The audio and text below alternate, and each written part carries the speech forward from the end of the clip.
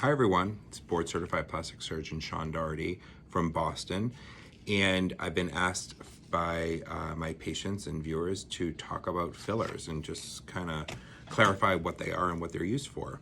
So what is a filler? So a filler is a gel-like substance that it's injected underneath the skin in the face, for the most part, to improve volume, to improve lines, to improve the overall rejuvenation of the face. That can also include the temple, underneath the eye, the jawline, the chin, along the neck, and then also in the hands.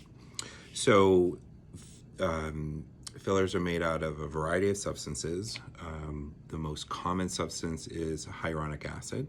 Hyaluronic acid is a product and a protein that's in our body. It's in our connective tissue.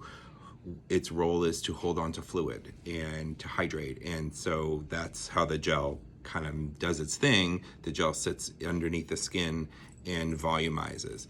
Hyaluronic acid, you might know as a product that's in some of the things that we put on our face because it hydrates and volumizes our skin from the outside. Besides hyaluronic acid is calcium hydroxylapatate, which also is a product that we have in our body. It's part of our connective tissue, our bone, cartilage, etc., and it volumizes in a different way. And then lastly is polylactic acid, which is more of a biostimulant, and it's a product that's injected underneath the skin and other parts of the body besides the face for volumization. It's done in series, and it's not a gel that breaks down, but a stimulation product, and I'll probably talk more about that in another video. So some of the groups of products are the Juvederm family, and that's made out of hyaluronic acid. The Restylane family is also something that you might be familiar with, also hyaluronic acid. Radiesse is made out of calcium hydroxylapatate, and that is another product. So what are the benefits of these products? The benefits are that they are easily injected into the skin, and they are, for the most part, not permanent. Any of the products that I inject or I'm talking about today are non-permanent products and can have a balanced, safe, kind of healthy, subtle improvement when used well. The benefits of hyaluronic acid, which again are the Juvederm and Restylane family, are that the product can be dissolved. So hyaluronidase is an enzyme that can break down exogenous hyaluronic acid. That means injected hyaluronic acid. It's an enzyme that can break that down.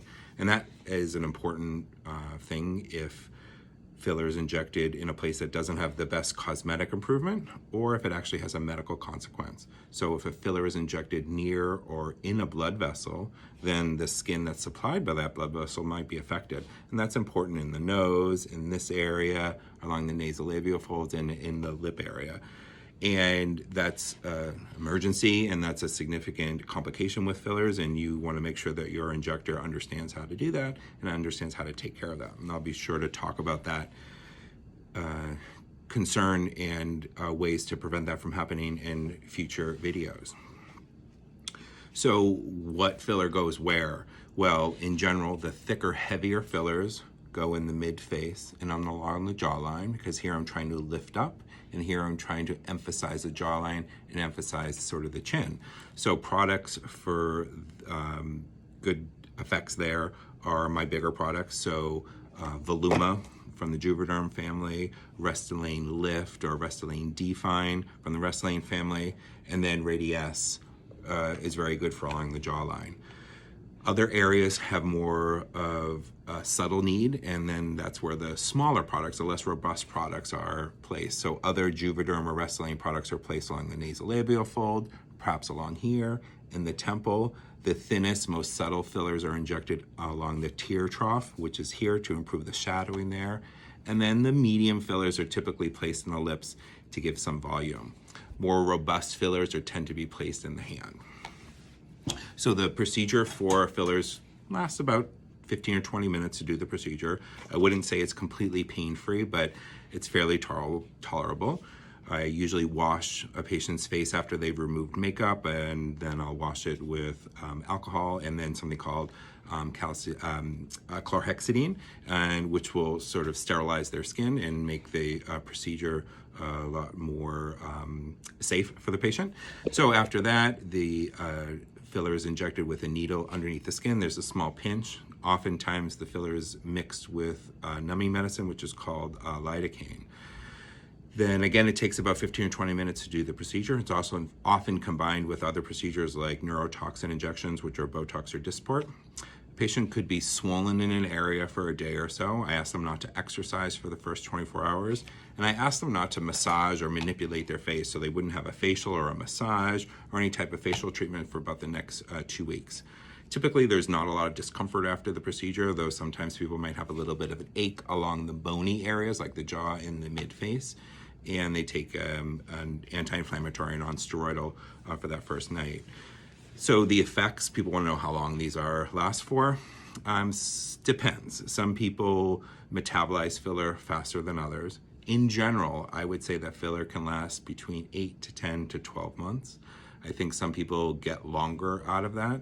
It depends on where the filler is placed and which filler is being placed as well. In general, I ask my patients to come and see me every 3 to 4 months for neurotoxin. And then I say every second visit, so every 6 to 8 months, we assess the need for some type of filler. A great way of doing filler is to volumize the face, kind of get a nice improvement, which could require multiple syringes, and then there's maintenance of that. And so then every, say, 6 to 8 months, you're considering touching things up and never having to have a huge amount of filler placed at one time. I have to say I'm a pretty subtle guy, and so I don't like my patients to have any overdone look. And so typically an initial injection with me for, say, this area and this area is between 2 to 3 syringes.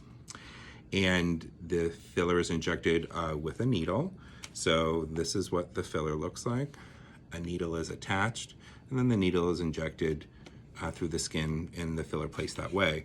Another option for filler injection is actually with something called a cannula. So this is blunt. So this actually doesn't hurt. I make a small poke with a needle and the cannula goes underneath the skin and leaves the product underneath that with less sort of swelling and discomfort. And it's good for areas underneath the eye and around the lips.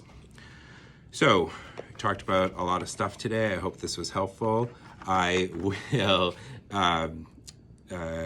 speak more about each of these treatment areas and products in the future. So please stay tuned. Thanks.